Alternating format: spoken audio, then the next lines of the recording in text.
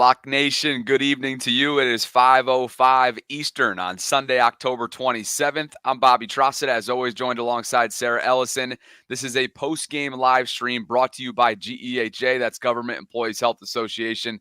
And Sarah, the Ravens just fell to Cleveland on the road against the Browns, 29-24, in Jameis Winston's first start in Cleveland this year for an injured, of course, Deshaun Watson. He gives them a spark, but my, oh my, the missed opportunity section or segment that we'll probably begin with, how long should we go with it? Because it might take the entire show to get through the entirety. Right? There were just so many missed opportunities, both on offense, defense, and special teams. So I think there's that section of it. And while all three phases obviously have some blame in this, players, coaches, there's not a doubt in my mind that the defense needs to look itself in the eye, Bobby. When you give up 29 points to a team that was 1-6 coming in, brand new quarterback, brand new play caller. They traded away their number one wide receiver. And yes, the Ravens had lost some firepower in their cornerbacks, but this was a fair fight given what Cleveland was coming in with. And when you have players dropping interceptions left and right, including the game winner, plus confusion still on the defense, even though you make some benchings and have new guys in there, the defense has got to wake up. 8 weeks, they have been covered by the offense time and time again, and then finally the offense isn't playing up to its 30-plus point standard, and they couldn't come through in any way, shape, or form. And at this point, the offense, you can't keep asking the offense to keep covering for the defense. They have to wake up. And when you have that pedestrian-like performance offensively, which has been a rarity this season, you need the other side of the ball to win you a football game. And it has become clear that the 2024 Ravens, through 8 weeks, are not capable of doing that consistently for you, defensively speaking. That's the harsh reality. The Browns hadn't put up 20 points until today, the entire season. Not collectively, but in a game until today. And Jameis Winston gave him a spark. And you know what? The Ravens gave Jameis Winston a lot of gifts that you just alluded to as well. Look at what he finished with. 27 of 41, 334 yards. He had 3 passing touchdowns. And he should probably have 3 or 4 interceptions in this list right here. But instead, he finishes with a clean game. 0 interceptions. Sarah, Eddie Jackson had probably 2 or 3 that went right through his hands. Of course, Kyle Hamilton, who, had they won this game, he would have unquestionably been the player of the game. But perhaps it became contagious there in the game's final minutes where Jameis literally put it in his breadbasket. I don't know what he was thinking. Kyle probably would have he could have walked into the end zone with it, but he could have just sat down, right, took a knee, and the game would have been over. It was shocking to see that ball go through his hands the way that it did. And based on how long he was on the ground on the turf, he was in disbelief himself. Bobby, they made Jameis Winston look in his first start for the Cleveland Browns look like what, Peyton Manning, making him look like Tom Brady. He was just moving the ball at will.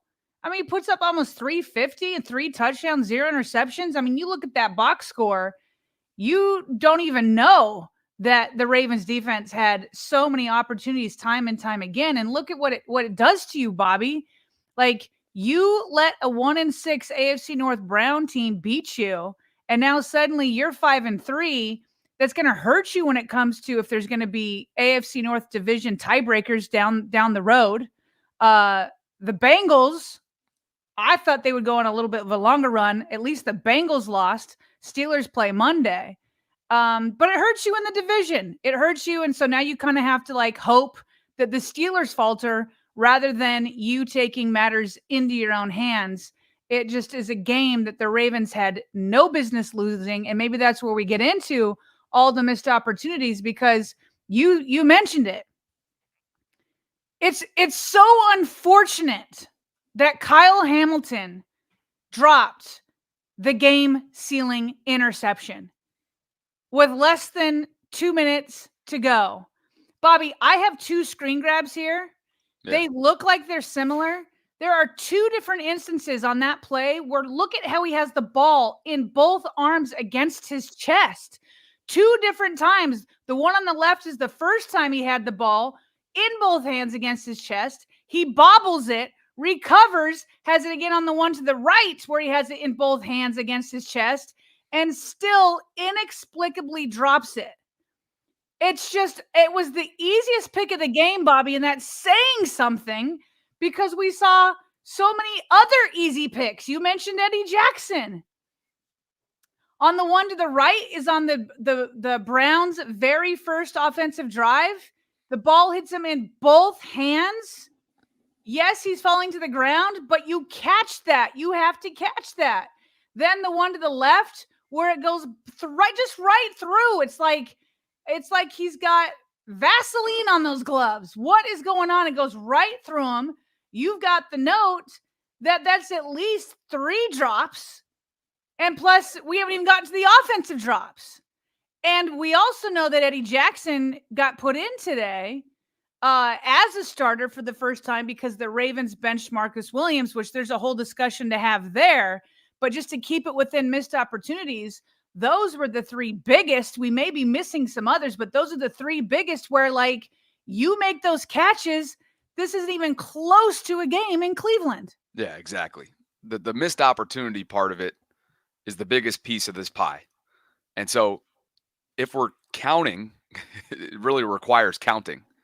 You just mentioned a few of them. So 2 or 3, I think, are credited to Eddie Jackson. Would be interceptions. Right. You just highlighted a couple of them. And of course, the Kyle Hamilton gimme that he dropped. I think he makes that probably 99 times out of 100, knowing him. Sure. Right. I think that would be fair. 3 crucial third down drops on the offensive side of the ball, which you've referenced. Rashad Bateman just mentioned post-game to reporters that the one where Lamar scrambled for and threw it a country mile, he not only tripped, but he lost it in the sun. He acknowledged that. You got to find a way to bring that down because of the crucial moment that it was, but that was the nature of that. He was against the sun. Nelson Aguilar also had one on third down as well. Those are back-breaking drops that stalled this offense. They were 2 for 10, Sarah, on third down. At one point, it was deep into the third quarter, I believe, and they hadn't even converted yet. At one point, they were 0 for 5 on third down. Justin Tucker misses from 50+. It was blustery out there from what I saw.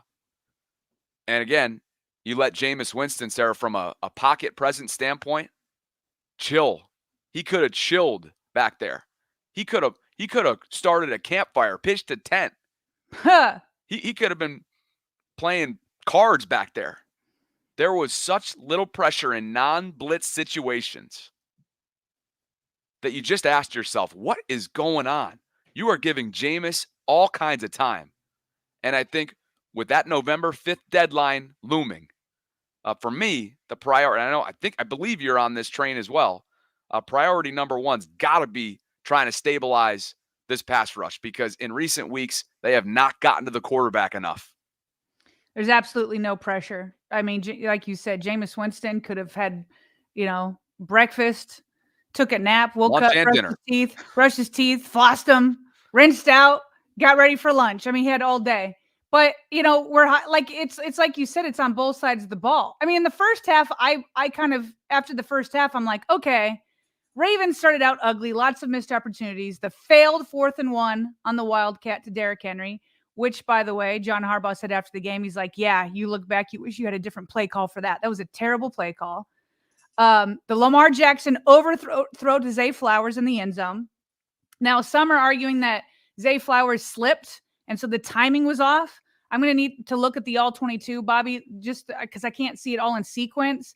My internal clock, for whatever it's worth, it felt like Lamar threw it after Zay Flowers had already recovered from the slip, but we'll make that official call once we see the all 22. Either way, it's a missed opportunity. We talked about Eddie Jackson, the Tyler Linderbaum holding, which was very suspect, or maybe they called the wrong number. I don't know. But then that erased a first down. And it was Kyle Hamilton who was the hero of the first half because he got that sack strip. Okay. And then the Ravens took advantage of it. And then Lamar was able to use 2 consecutive passes to Nelson Aguilar and scored. And so that put the Ravens up 10-6. And I had said during halftime, okay, if the Ravens just take what's given to them, they're going to easily win this. So I'm thinking just go into halftime, regroup, put an ugly half of football behind you. And by the way, in that first half, although I feel like Lamar took over in the second half, in that first half, I feel like Lamar was a little bit off, whether you want to say it was the Zay Flowers overthrow or not. There were about 3 different throws that could have been picked. There was the third down to Nelson Aguilar. There was the first down to Andrews. There was the throw to Isaiah Likely in the end zone. 3 of those that also could have been picked off. Again, those were all in the first half. So it's like, okay, first half, put it behind you, go and get better. But the second half was just more of the same, as you kind of tweeted out throughout the thing. The broadcast said that there was probably about 7 interceptions from both sides, by the way, that had been dropped. They're like, never seen anything like this. And then there's that. Here's the Rashad Bateman. Here's the Rashad Bateman. Hits him right in the face mask. This is an absolute bomb. Lamar Jackson, he was one of the few people on offense who adjusted at halftime and started bringing it the second half. He, on the run, throws this perfect bomb to Bateman. He loses his footing, and the ball hits him off the face mask. He said after the game, it indeed was. He said he saw the ball all the way through until the last minute, lost it in the sun. So it's like, you get it, but he also had 2 other drops, or he had 1 other drop for 2 total. And they had 3 on the offensive side.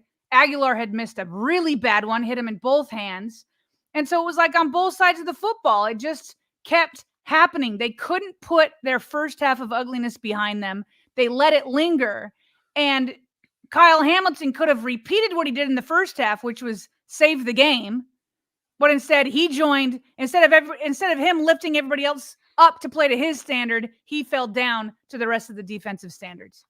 Eddie Jackson spoke with reporters, and Jeff Zaribek is tweeting out parts of his conversation as we speak right now. So let's cut to that in just a second. But first, we've got almost 20 super chats that I'd like to reference. Yeah, let's get through and them. Give some love to.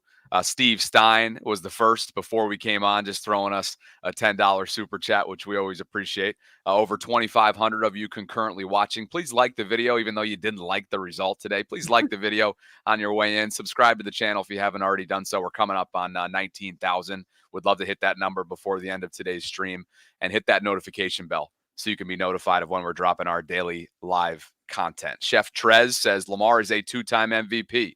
Stop being cute on third downs and give Lamar or Henry the ball. Braid or Kane, meaning Bo or Sanusi, need to replace Eddie. Eddie had 3 possible picks. Ian Wick says Belichick for new defensive coordinator. Please, EDC, get on the phone. Lil X Nation says we have the most untrustworthy coaching staff in the NFL. This is the team that shows up in the playoffs. Something has to change. Stay positive, flock. Lots of football left to be played. Jay says Eddie Jackson was burnt toast. He's a liability. Asant says, look, Zio's got to go, and the defense can't continue this anymore.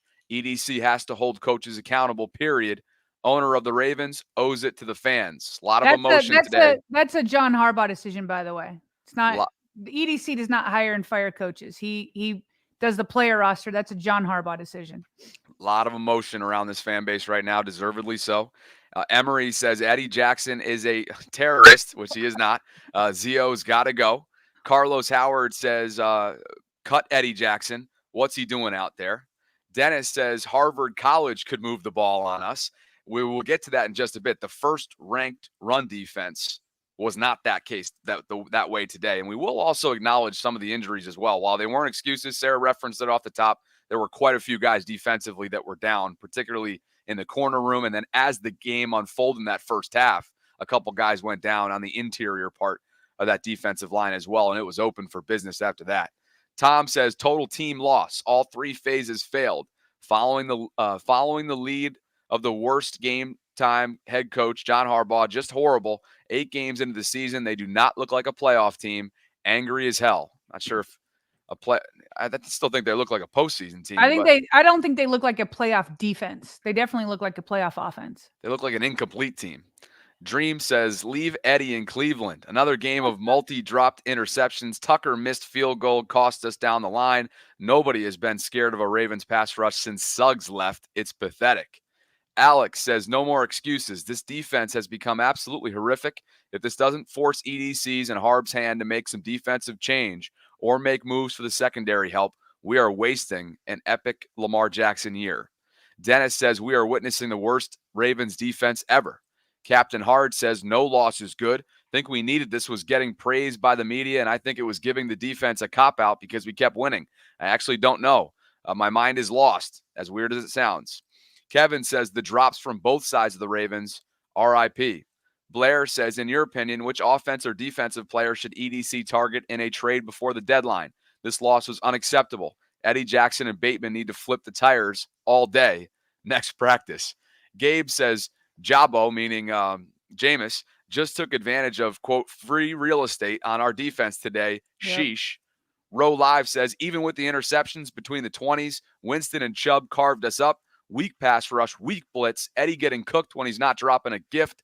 Good quarterbacks won't give us those or can't do the job well. Daniel says, I'm trying my best there to get through these. Daniel says, great.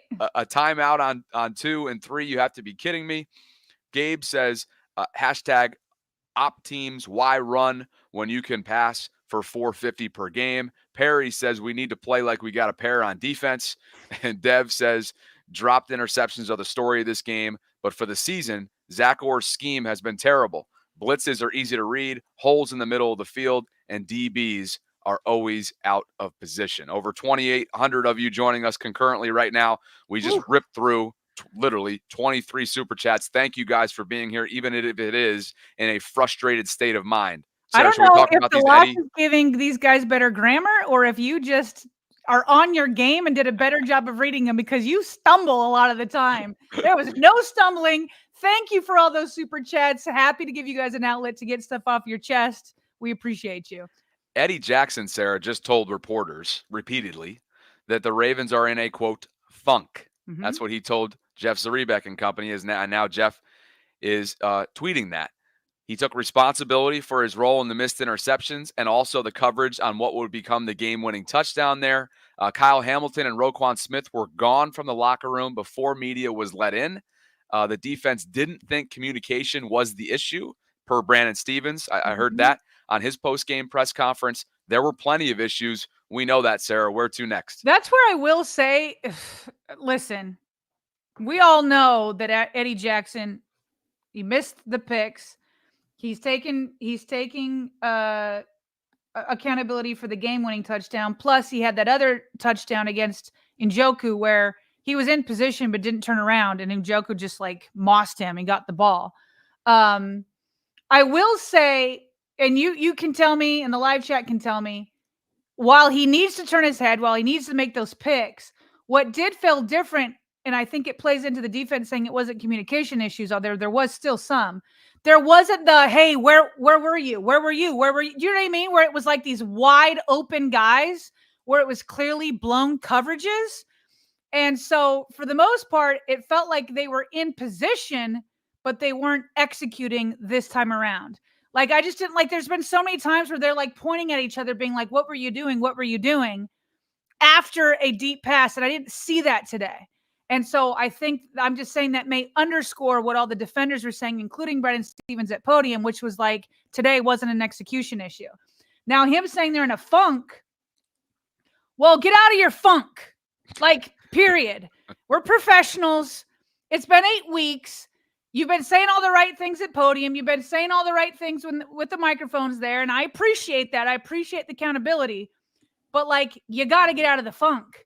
Because finally, I can't remember who the super chat was, but it said, you know, in some ways, maybe this is good because the offense has been covering for the defense and they haven't had, you know, the criticism that warrants it. But that would be the optimistic point of view if it actually happens. If it actually happens. Another defensive note here is that Eddie Jackson said that he and Ardarius Washington found out during the week that they would be the starting safeties. So this was not, and while it was internal, as John Harbaugh referred to it as of course he wouldn't refer to it as the benching of Marcus Williams. He referred to it as not in the game plan, personnel wise, for today. But this was not a last minute. I guess what I'm trying to say is this didn't flare up over the weekend. This was clearly the plan going into the weekend. Jeff Zrebiec said he had heard that Marcus Williams wasn't getting reps in Wednesday's practice, but figured it was because he played 82 snaps on Monday night and it was a short week. But no, this was the plan, and you wonder if there's more to come with Eddie Jackson's role in terms of shifting around personnel, Sarah, because it was ugly out there on the back end today. There's a conversation about Marcus Williams that isn't being had just yet, but we're on the cusp of it, because I think that his benching may have been more than just poor play. Look, everybody's toasting the Ravens coaches for benching him, but also through 7 weeks, everybody's been cooking Marcus Williams because the last time we checked, he was ranked the second or third worst safety in PFF grades. Okay, so based off of his play, it seems like, okay, I get it, because he's not playing up to his what is his cap hit? 18 million this year, something like that, Bobby? 18 and change. 18 and change. Okay, so here's what John Harbaugh said about it. Jeff Zrebiec asked him, was it a health decision? Like, what was going on there? John Harbaugh said, quote, "It was a personnel decision. We're kind of working through some things there, which I feel very confident Marcus is going to be out there playing great football the rest of the season. It's an internal type situation." Oof. That last part of it, Bobby, it's an internal type situation, makes me believe that it's more than just what we've been seeing with poor play. And I'm hearing sort of like rumblings, kind of from, some of the, like the 105.7 kind of point of view, some of the people there making it seem like they're getting the feeling that Marcus Williams is holding his tongue on something. So I don't know what's happening internally. I don't know if he's unhappy with a scheme with Zach Orr. I don't know if he feels like he's playing out of position. But what I do know is that he hasn't been playing well through the 7 weeks before today. We know that. So I get the benching from that point of view, but it seems to me that there's more going on beyond that when John Harbaugh says it's an internal type situation.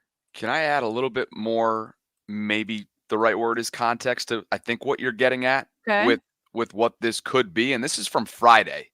Cordell Woodland of 105.7 The Fan was one of the reporters in there towards the end of the week when Marcus did speak. He has not spoken a lot this season. Mm-hmm. At the end of the week was an exception. And Cordell asked him point blank if his role has changed this year compared to last. And this is somewhat of a cryptic answer for a guy who is, again, one of the highest paid players on the team. And he said, quote, "I don't really know. I just do my job. Whatever they ask of me, I'm going to do it." He was also asked about getting back to forcing turnovers and just some standard answers here. The ball just has to come my way. When it does, I'll make the best of the opportunity. But until then, I'll just keep doing the job I have to do. I reached out to Cordell on Twitter. I don't think he ever got back to me, but I was wondering what his body language was like during these answers, what his demeanor was like. I never heard from him. But well, what's interesting is now that we have this new information that Jeff just reported, which was that he wasn't getting many play snaps since Wednesday. So if this reporting is happening Friday, then at that point, Marcus Williams already knows the game plan. Right? No doubt. So he's probably, whatever body language there was, I'm sure he's unhappy because he knows the game plan doesn't include him by Friday. If Jeff Zrebiec is correct about him not getting reps in Wednesday's practice. For sure. Yeah. And now we just know it. Now we're able to tie those two things together. So again, that was at the end of last week. Eddie Jackson did make himself available to the media, as I just mentioned. He's holding himself accountable. But right now, Sarah, this is a defense that, to use his words, is in a funk. And I think some people are taking my tweet from postgame, trying to pin the two of us together against one another. in terms of, I was like, paraphrasing here, anybody that's directly pointing the finger at Zach Orr after this specific game, I felt like needs to reevaluate things because of all these missed opportunities that we talked about. Now, collectively over the body of work for the first 8 weeks of his career, yeah, it hasn't been good enough.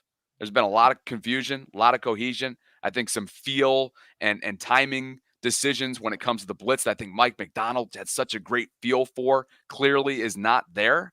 Yeah. And that cover zero play that ended up beating them, right? That Eddie Jackson, he actually just, let me see what he referred to it as. He said it was I have it right here. He referred to it as a tough assignment. That final Cedric Tillman 38-yard pass from Jameis Winston in the game's final moments there, and it was a cover zero call there by Zach Orr that ended up being the difference in the game. Who said it was a tough assignment? Eddie said it was a tough assignment.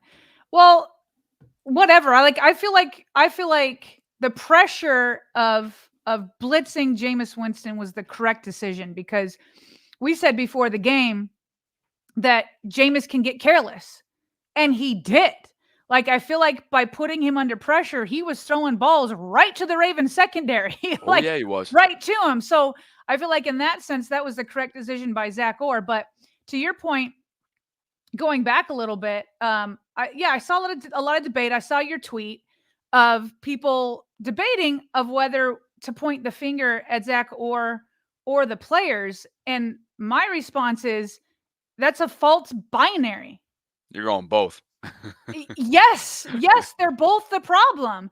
And for sure, when Eddie Jackson talks about a funk, like, it for sure, if there's not good energy in the defensive meeting rooms, which starts at the top with Zachary Orr, I mean, is that going to bleed into things? Yes. Are you a professional and need to overcome it anyway when the ball is right in your hands? Yes, absolutely. But this is not a binary situation. I'm trying to search through 8 games that something says Zachary Orr, without a doubt, is the right guy, right? And I'm not jumping on the bandwagon that says to fire him after 8 games. But the fact of the matter is that the defense is not living up to Ravens standards. And Bobby, it's not even close. Yeah. That's the bad thing. And so you have to start with your defensive coordinator. And I have seen turnover at the defensive coordinator throughout John Harbaugh's tenure, where it almost didn't matter what defensive coordinator he brought in. The defense has almost always played up to standards where they're at least top 10. Bobby, you are number 32 in pass defense. And yes, you can come up with little things like, well, the offense was doing so well that they score a lot. So then the defense has to be in prevent defense, or they're playing more conservative to just give up yards, but not big scores over their head. You know, you can look at that. You can look at some of the injuries today and say, okay, your cornerbacks weren't there. Like, you can go out there and give them some grace for sure, but it can't be different excuses every single time. And so the fact of the matter is the defense is not playing well through 8 games. And to excuse Zachary Orr from that, to me, is the wrong way to go. I just don't think that he's excused. And I think on top of it, when after a few weeks you bring in Dean Pease, then while I praise Zachary Orr for having, I think the confidence and the professionalism to say, hey, you know what? I don't mind bringing in help. Like, I'm not scared to admit that I need help. Okay, well, at the same time, though, it hasn't really changed the end result on defense. So 1000%, it's both. Like, the ball is in your hands, make the pick. Also, you're in a funk. You have Roquan Smith and Kyle Hamilton not in there. Kyle Hamilton has been named the media good guy several times. He's great. And maybe they had a rush. I don't know if they have to catch a plane or whatever. But when you fail to secure the game winner, Kyle Hamilton has to be in there like Eddie Jackson. That's part of the job. You got to go in there and it stinks, but the cameras are put in your face and you face the music like Eddie Jackson did. Kyle Hamilton needs to do that. I would like the defensive leader and Roquan Smith to do that. Now, okay, Maybe there's other things going on. I don't know what's going on, but you prefer that your defensive leaders are there to answer questions and not just have Eddie Jackson in there. So 1000%, it's both. It's not a binary. That's a false binary if you're trying to decide between the two. It's 1000% both, but you start at the top with Zachary Orr. I totally agree. And just to put one bow on this little side tangent, the tweet read from me, anyone pointing the finger at Zach Orr after this one should reevaluate things, meaning as the sole person of blame. Yeah. Could have added a little bit more context to it, in-game tweeting, things of that nature.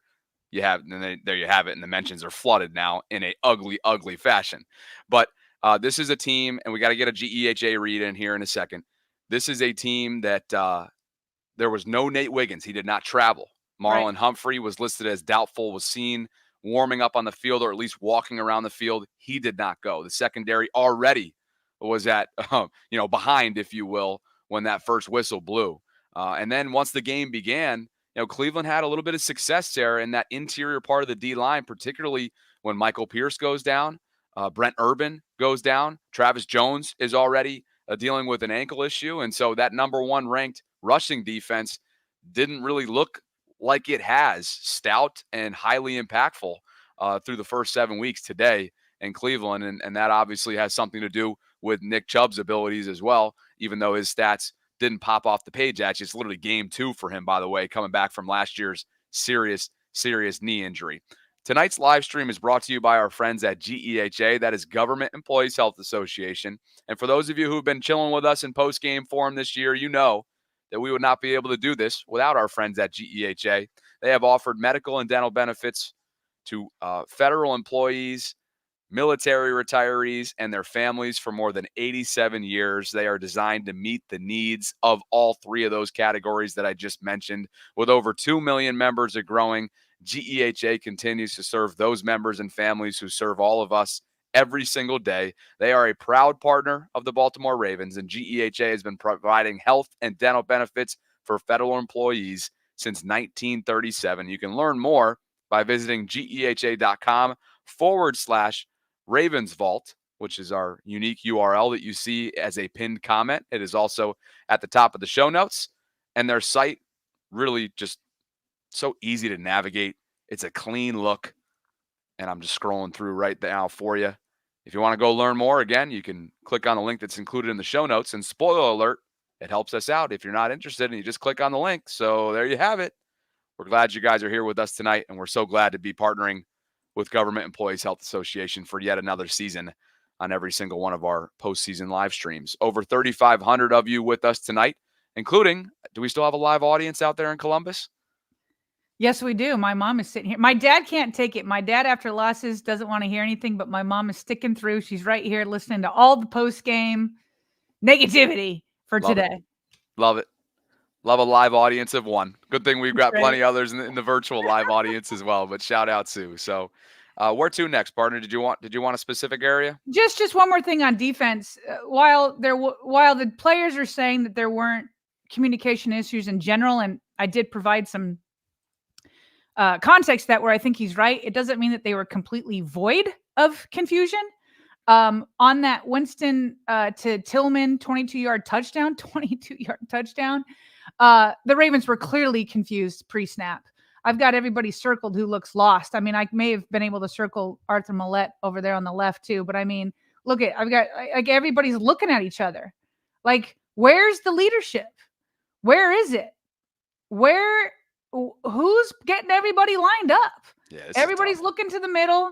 Roquan looks like he's like somewhat knows what he's going to do, but like how many people don't know what they're going to do? And that's the one that Eddie Jackson had kind of given up. So it's, to me, Bobby, like, again, while I didn't see the secondary yelling at each other with clear blown coverages, I didn't see that this time. There still was confusion pre-snap. And again, whether that's Roquan Smith putting everybody in the correct spot or Zach Orr putting them in a position where they can all feel comfortable, maybe it's a little bit of both, but I wouldn't say that the communication was completely error-free. For sure. And go ahead. All you.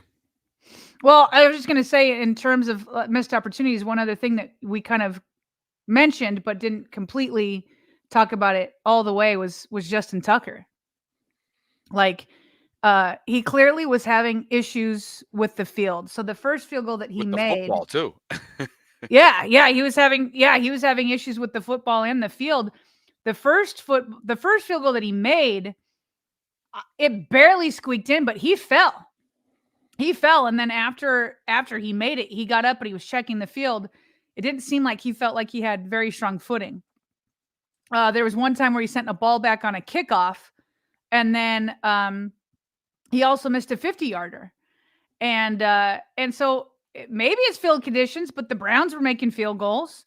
And also, while Justin Tucker has had some redemption games, this continues a trend for him where he hasn't been as automatic as we're used to seeing. And so, had Justin Tucker made that 50-yarder, then that last drive, it's not Lamar Jackson and the Ravens offense needs to go the length of the field. It's let's put him in field goal position for Justin Tucker to ice it. So it was just more missed opportunities, including on special teams. Sure.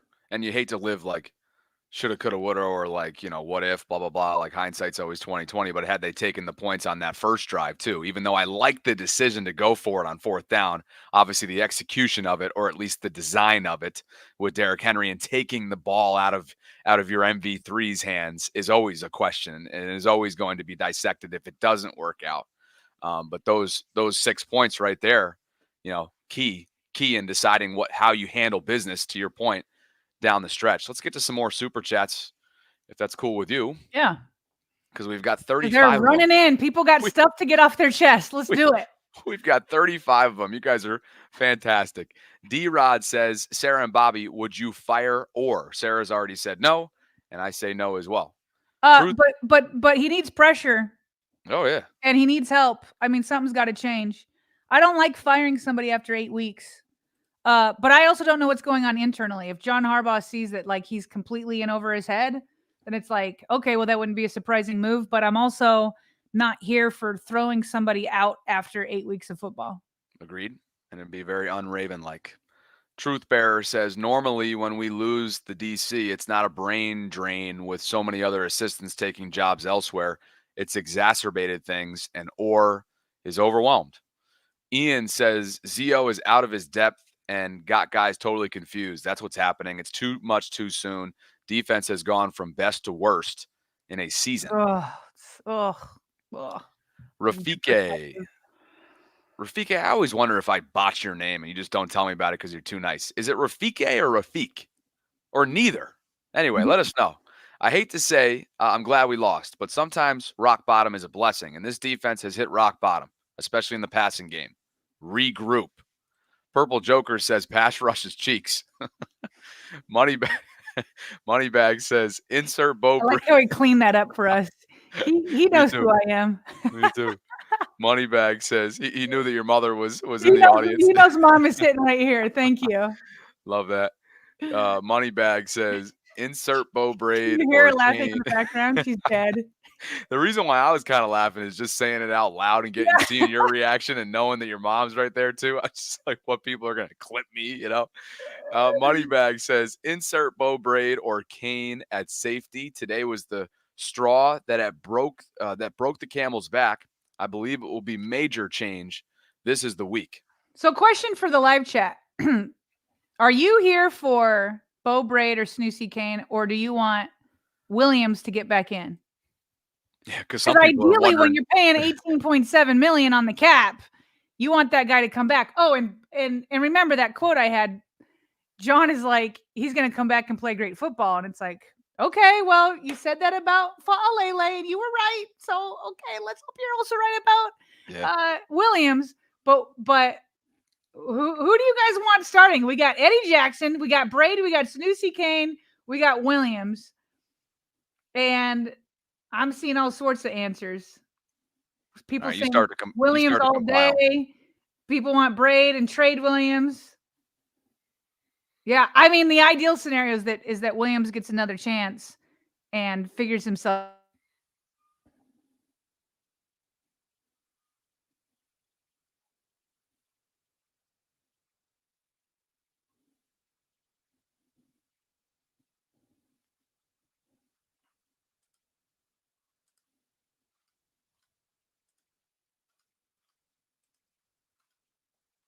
Am I frozen or did Sarah freeze?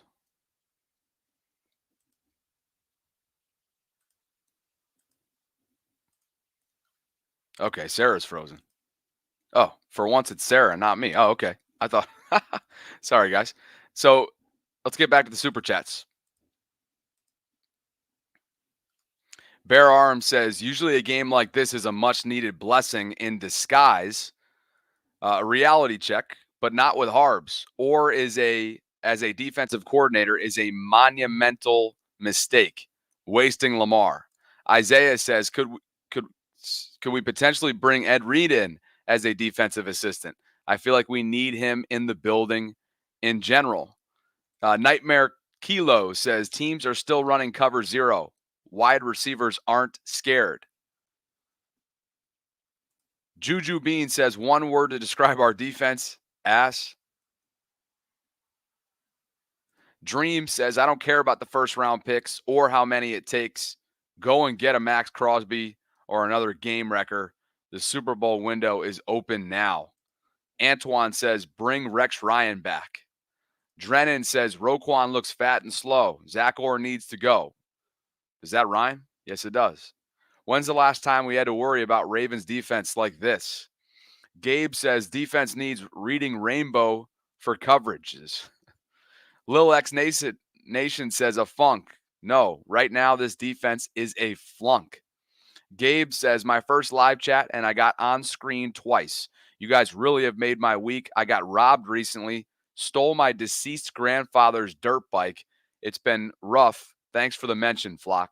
Gabe, thanks for being here. Hope all is well. Sorry to hear that too. Dev James 25 says, drop interceptions are the story of this game, but for the season, Zach Orr's scheme has been terrible. Blitzes are easy to read, holes in the middle of the field, and DBs are always out of position. Perry says, we need to play like we got a pair on defense. Border Hopper says, right now, if we don't score over 30, we lose. Kieran says, let's face the facts. The issue is Harbs. He's reluctant to play rookies. Tez over Nelly. Braid and Kane over Eddie. And Marcus, I wouldn't go that far. I wouldn't go that far. I don't think Devontae is NFL ready at this point. That's what I've heard. And I think there's going to be some change if Eddie Jackson continues. There might be some change, by the way, coming off this performance for Eddie Jackson. I know some of you probably feel like they may have actually benched the wrong dude when it comes to Marcus Williams over Eddie Jackson, but Eddie could be following suit. We'll see. Rafiq. Okay. Rafiq Tucker. Thank you. Thank you for letting me know. And thanks to all of you, all 3,700 plus of you, for joining me right now. We'll get Sarah back in just a second. Just cooked through 42 super chats. You guys are the best. And we've got a lot more content to get to as well. And Sarah's back. Oh my gosh. Internet went out temporarily. Sorry about that. No, you're good. I just ripped through. We're up to speed in the super chats. Okay. We've got over 3,700 that are still here. And we've got a lot more to talk about. So I guess the question becomes is, where do we want to go from here? Well, maybe we look at the offense now. I think we've thoroughly ripped into the defense, both the players and the coaching. So on the offensive side, it just felt like nothing really got going, Bobby. I mean, I do feel like Lamar Jackson at some point started to put things on his back. But like I said, I felt like in the first half, he was off a little bit. He himself was lucky he didn't get picked on maybe 3 different passes I already went through, and Aguilar, Andrews, and Likely. But I felt like he locked in that second half. And so he ended up 23 of 38 for 289 yards, 2 interceptions, 2 touchdowns, no interceptions, and a 101.8 quarterback rating. He also ran 8 times for 46 yards. And that the penultimate offensive drive was all Lamar.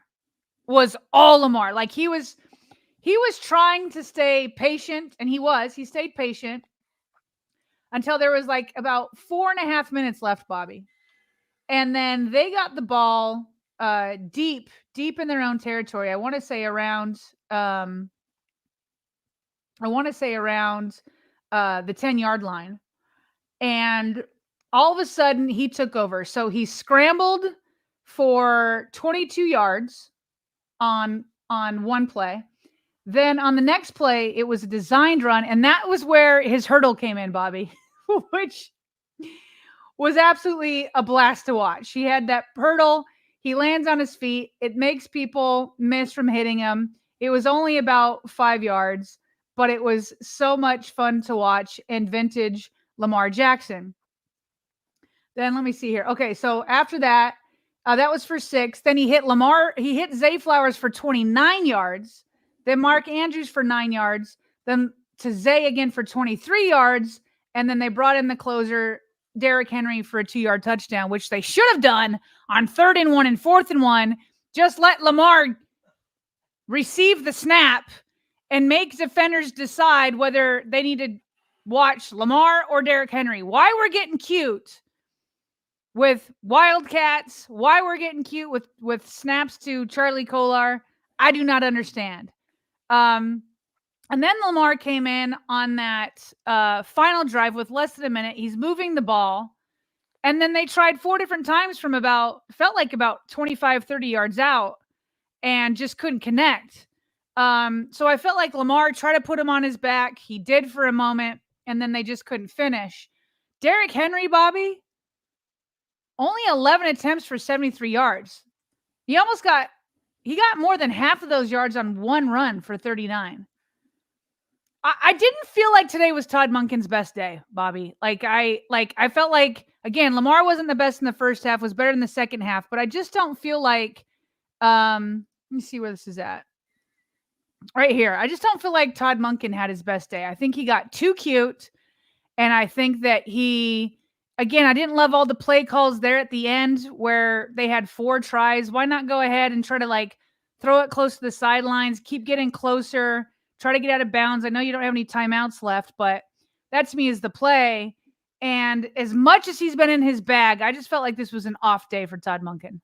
I think that's fair. I think you could also, in another breath, while acknowledging that, also Jim Schwartz had a plan.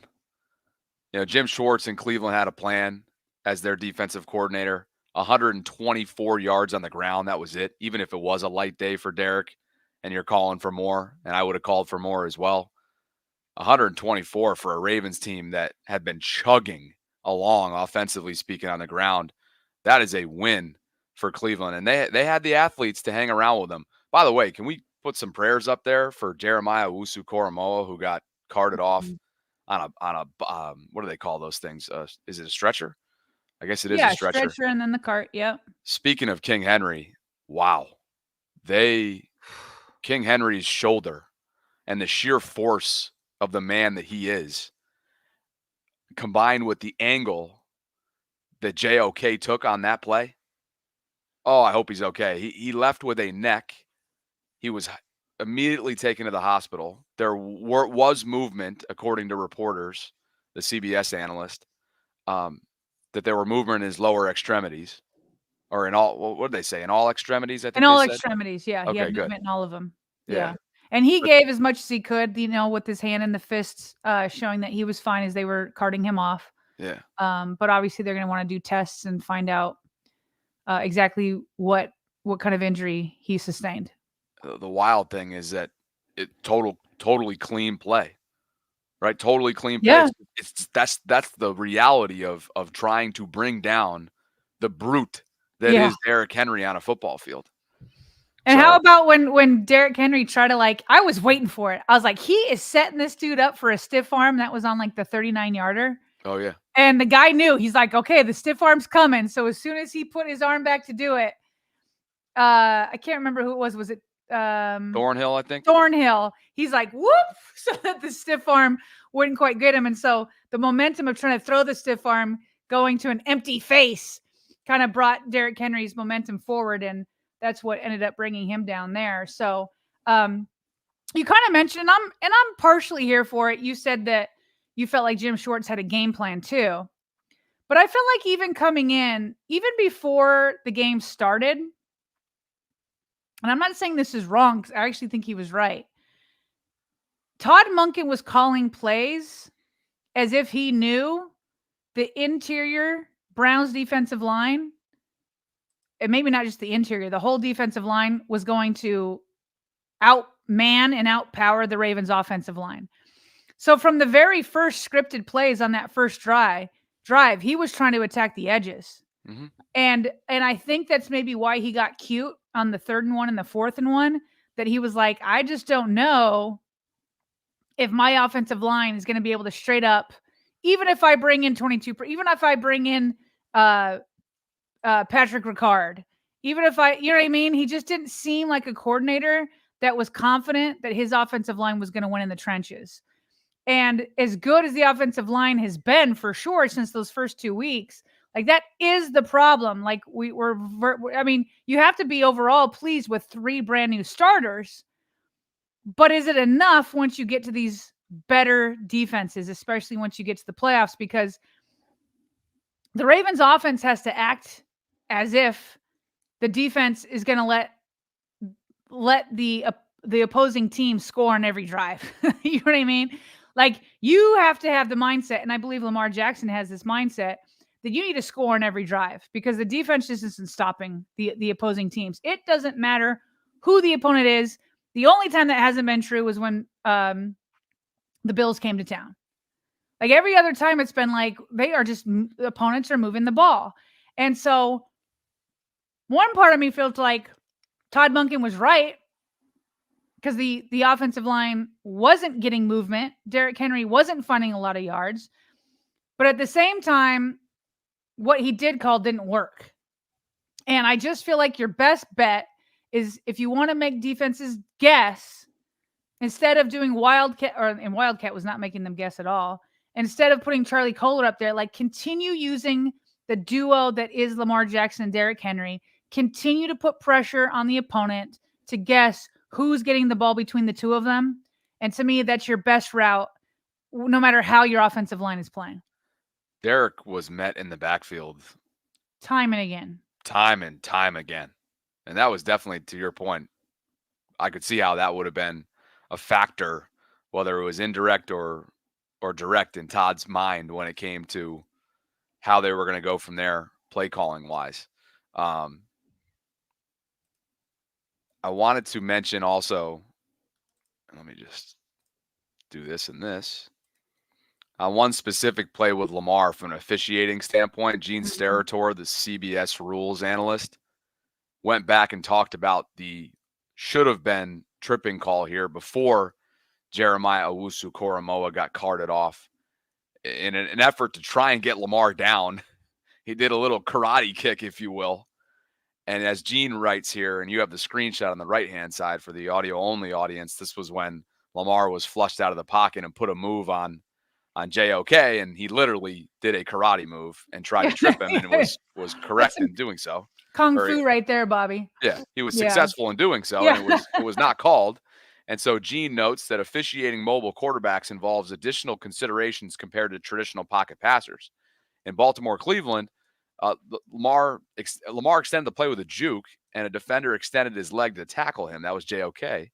This should have been penalized as tripping since there was no whipping motion with the leg. If there was a whipping motion, it would be a foul for a leg whip.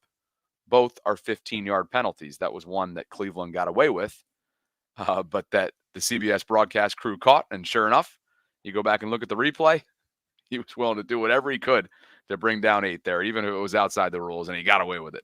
You know what conversation we also need to have? It was so interesting, and it worked in the Ravens' favor this time.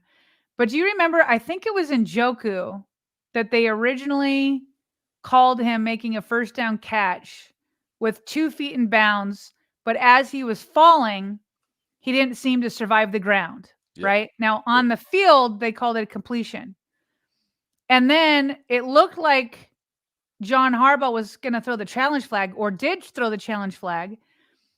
But when the referees went to the mic, they said replay assist had already changed the ruling.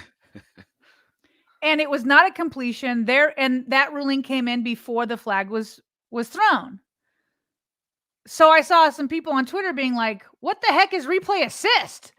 And why hasn't we been using it before? And it really is interesting. So I Googled it. You can go to NFL, it's operations.nfl.com. Replay assist has been around. Well, they expanded it in 2021, so it's been around forever. And they make it clear it's only allowed to be used on certain plays, but there's a lot of them. Obviously, it was surviving a catch, and it needs to be something that's obvious. But it's like, why isn't this used more often? Because they were able to use it quickly.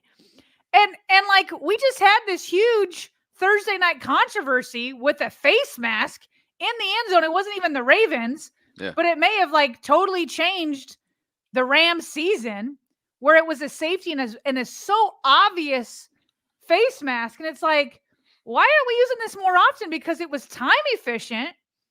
It got down there quickly. It's just like, all of a sudden replay assist comes in and saves the play and saves the correct call. And it's just like, use that thing more often. It's a bunch of officials in New York, and they call it in when it's obvious. And it's like, holy cow, if it's going to be that efficient and that correct, can we use it more often? Yeah, no kidding. For real. And you're right. I think Thursday night, that certainly would have been useful. Yeah. Thursday night for sure. What was that game in LA? It would have been useful on that kick, like that tripping of Lamar. It would have been useful on, I mean, just so many things. It's bananas that it just randomly came in today.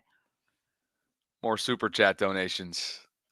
Ooh, FNB. People are generous when they're angry, Bobby. Very generous. Man, we've got 48 super chat feature donations tonight, and over 3,900 of you watching concurrently. So needless to say, thank you. We appreciate you being here. Please like the video on your way in if you're enjoying the show. Subscribe to the channel, hit that notification bell, and learn more about our brand sponsor tonight, GEHA, that's Government Employees Health Association. FMB says, ain't been getting no push up the middle all year. I thought we all seen that toss and passes have been the best weapons out the backfield all year. Tony says, our defense affected our offensive momentum. I need to see the press release of defense on the jugs machine. Yeah. This is the week. Captain Hard says, did we even use Ricard in the run game? He was in a power I formation in that opening drive. It just felt like it's hard to recall because, again, remember, they didn't even run that much. He was definitely featured in the opening drive, but yeah, I'll be looking at his snap count, Captain Hard, tomorrow, because you bring up an interesting point. But there were 13 total carries between running backs, 11 for Henry and 2 for Justice Hill. So, if you didn't see Derrick Henry much, Patrick Ricard much, it's probably also because you didn't see them running very much. Yeah, for sure. Gabe says, it seems we don't have a run answer for a heavy box. Well, I feel like we do. I feel like we've shown that we do. I feel like it's been more against defensive lines that are not as dominant as the one we watched today. Captain Hard, again, Todd seems to panic real quick. We get down at any point in the game, and he's just don't run, and he just doesn't run the ball no more. Truth Bearer says, Sarah froze like our DBs on a default. You want to know what happened? On my end? Yeah, what? I made myself look like a complete clown in front of 3,700 plus people. So I've actually, throughout the stream, for whatever reason, my Wi-Fi signal has been going on and off. Okay. And I keep thinking, it's only a matter of time here. Here we go. Whether it's going to be a freaking reboot that I can't control or something that's going on in the neighborhood. Right. And then you freeze. And I'm like, this is typically what it looks like. Excuse me. Yeah, your screen froze. Yeah. And I'm like, here we go. I'm dying a slow death here. And all of a sudden, and the live chat's going off. Yo, you're live. It's Sarah. And I'm just like, huh? What's funny is like, it is hard to know. So I saw you freeze on my end. So it's hard to know who's having the internet problems. And I don't use Wi-Fi. I have a plug-in. So it's more often than not, it's not my issue because I'm not Wi-Fi. But my whole internet just went out temporarily. So it's hard to know. And I did the same thing. When you go out, I usually say, did you freeze or did I freeze? Like I'll do it and then the live chat will tell me who they can still hear because it's hard to know from our end. Oh, yeah. I got absolutely blasted by everybody in the live chat. So glad you're back. And needless to say, like we always say 1,000 times. We are so better and in better positioning when we have each other. This is very Yeah. hard to do solo. Well, it is funny though. I said the same comment to or a similar comment to what Truth just said. I said to my mom, I was like, "Well, I'm just like the Ravens defense right now. Yeah, I'm like giving out right now. Here we literally, go." literally. Cleveland had not scored 20 points in a game all year long until today, and it came with Jameis Winston in his first start with the Browns.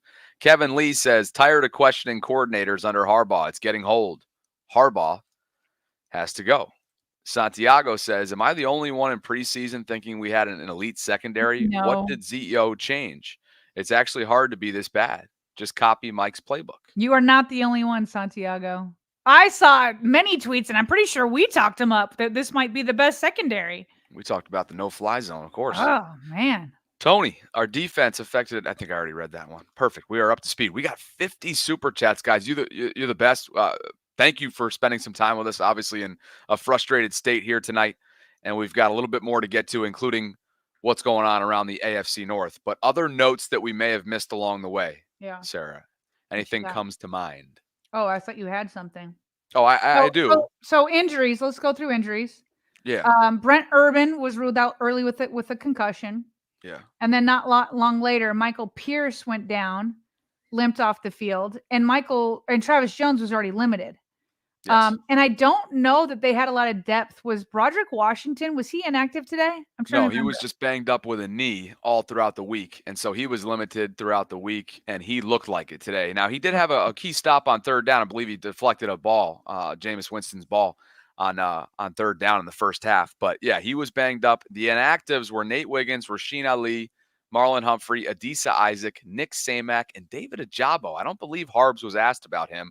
I'm sure he will be tomorrow at his day after press conference. But that, unless something flared up over the weekend, Sarah, that we weren't aware of, he hasn't been on an injury report for weeks, if at all, this year. So that could very well have been a healthy scratch along with Marcus Williams because of the internal personnel decision that was made. The other note I have is as good as Justice Hill has been in pass protection, he did give one up today.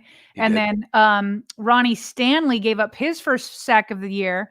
He did get beat, but it didn't help that Roger Rosengarten was losing on the other side, which Lamar could see. And so Lamar was trying to evade that pressure and backed right into Ronnie Stanley's guy.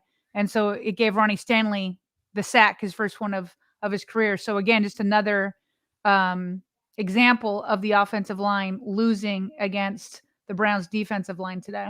I thought I had one statistic, and I'm just off the top of my head here, from Ross Tucker, who was calling the game for CBS. I guess Ronnie had gone over 200 pass blocking snaps without a sack this year. So just speaks to the durable nature of which he's been playing with this year, health-wise.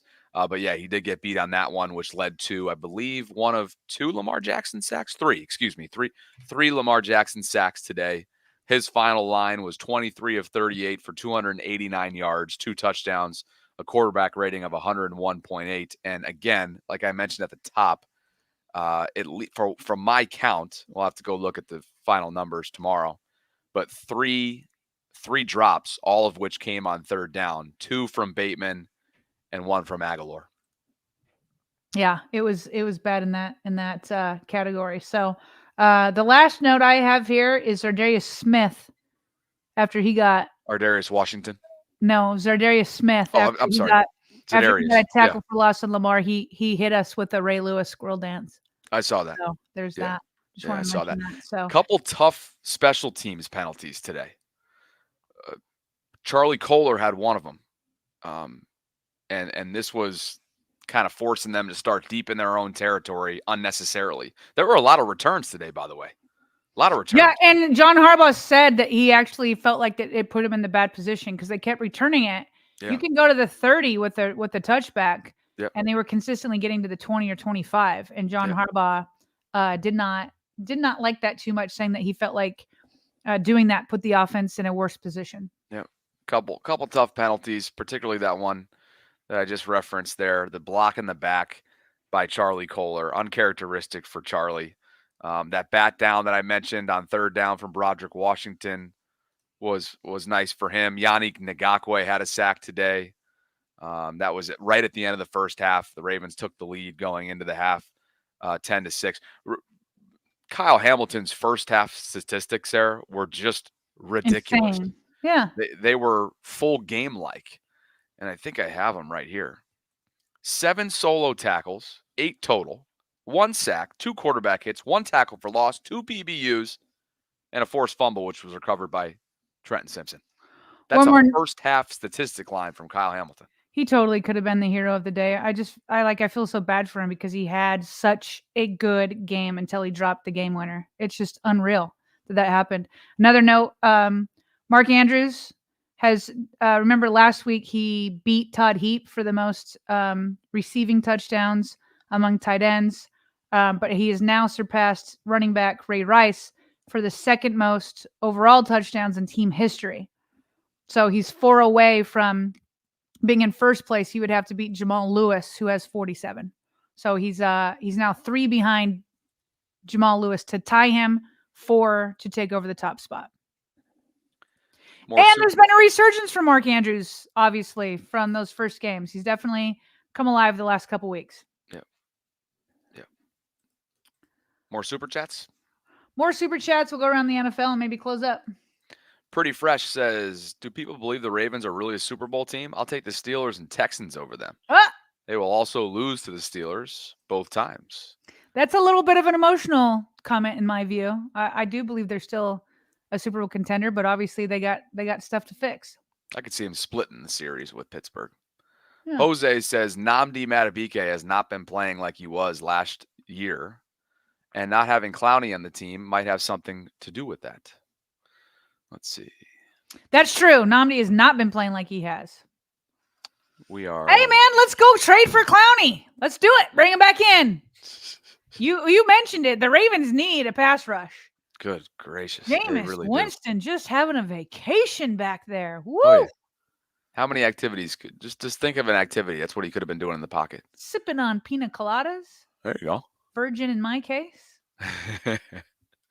All right. So around the AFC North, Cincinnati got trounced today at home by the Philadelphia Eagles. 37-17 was the final. Woof. Well, if you're looking for happiness, there's one place to get it. So they take a step back to the Bengals significantly. Cleveland, of course, wins at home in Jameis Winston's first start. And on Monday night, the Steelers will host the Giants. Pittsburgh's 5-2. New York is 2-5. And that is a quick little around the AFC North recap. Did you mention the Chiefs? Sorry if I missed it. I did not mention Kansas City. They're only up by 7. They're in the third quarter against Las Vegas. So if Las Vegas could do to them what they did to us, that would be helpful. No kidding. Detroit put up a 50 spot. The Lions are playing like the best team in the league right now. 52-14. They just destroyed the Titans. Detroit is 6-1. Let's see. Tua returned for Miami. How did he do? The Dolphins lost to the Cardinals 28-27. Tua's line, 28 of 38, 234 yards, a touchdown, and a QB rating of 97.9. Kyler put on a show, 26 of 36, 307 yards, 2 touchdowns, 116.3 quarterback rating. So Miami's season is going backwards. Buffalo is up big right now on Mike McDonald and the Seahawks in Seattle, 24-3. The Chargers are up early on the Saints, or I guess it's in the second half now. It's in the third quarter, as all the 425 games are. What else is notable? The Jets are a disaster. New York, yes, they are. Dropped to 2-6. Aaron Rodgers was talking about darkness in his post-game press conference. Man, the Patriots. Devontae Adams, if you're going to force a trade, don't go to the New York Jets. I don't care if your buddy's there. How many times have we seen this movie before? There's just some organizations you're not above in turning around. It's just quiet day for Devontae. 4 for 54. He was targeted 6 times. 25-22. Patriots win that game over the Jets. What else is going on? Well, let me say this, Bobby. Let me say this, okay? Denver Broncos right now, they're up 21-7 against Carolina. I want to be ticked if the Baltimore Ravens next week, Denver's coming to town, right? Broncos versus a home game. if they don't just unleash revenge on the Broncos, sorry that it's revenge against the Browns to the Denver Broncos, but they better come back so angry that the offense puts up crazy points, 35 plus. The defense says, we're here, we're not going to be embarrassed again. They had better just take out all their frustrations on the Denver Broncos 1 week from now. That is absolutely, they need to just say that week, last week, we're going to throw that behind us. We're slamming the door shut on it, and we are going to let the Denver Broncos feel all the pain that we should have put in on the Cleveland Browns. That is what they need to do. I mean, people are out here calling for Zach Orr's job. They're calling for John Harbaugh's job. They're calling for Eddie Jackson's job. They're calling for Marcus Williams' job. Everybody, you know what I mean? So come out here and show us that you're better than who you showed us today. Come back here and do that next week and get this nasty, bitter taste out of Baltimore's mouth. 1 o'clock next week in Baltimore, Broncos, Ravens, followed by Thursday Night Football, also in Baltimore, against the Cincinnati Bengals, and that'll be a rematch. Shout out to Kelly and Kevin Jackson. Thank you both for believing in what we're building. This is your monthly shout out because of the support that you give us through Patreon. We appreciate you both. And I think that just about does it. Over 4,000 of you joining us tonight. Enjoy Sunday Night Football. Enjoy the ending of these 425 games. Please like the video if you haven't already done so. We are coming up on a pretty big milestone. We would love if you could help us get there. And that is 19,000 subscriptions, which is being closed in on. And never mind, we hit it. We hit it on this stream. We hit 19,001. So well, get us to 20. Yeah, we want to hit 20, but the initial milestone was 19, which we hit just minutes ago, I guess. So thank you for that. We appreciate you guys for all the support that you give us. A special thank you to GEHA, Government Employees Health Association, for everything they provide for us and for supporting us via the post-game live stream sponsorship that we're partnering with them on this year. And thanks to our live audience of one in Columbus. Shout out, Sue. And shout out to everybody here. Partner, great stuff. You and I will be back in lunch hour form, of course, on Monday, tomorrow, the 28th. Yep. And we got a lot to discuss, I'm sure, as a result, including all the blowback from a national perspective and everything else that we're going to be combing through. So appreciate you as always. Hope you had a fantastic family weekend and hope everybody else closes down their weekends as well. I'm Bobby Trossett for Sarah Ellison and everybody else. We appreciate you guys for being here with us. Please like the video on your way out, subscribe to the channel if you haven't already done so, and hit that notification bell so you can be notified of when we're dropping our daily live content. The Ravens are 5-3. They'll now face the Denver Broncos, as we just mentioned, coming up next Sunday. They're in a good position, but a lot of question marks facing this team through 8 weeks, and we're here to answer them for you to the best of our ability coming up this week. And as always, thanks for joining us here inside the vault. We'll talk to you guys soon.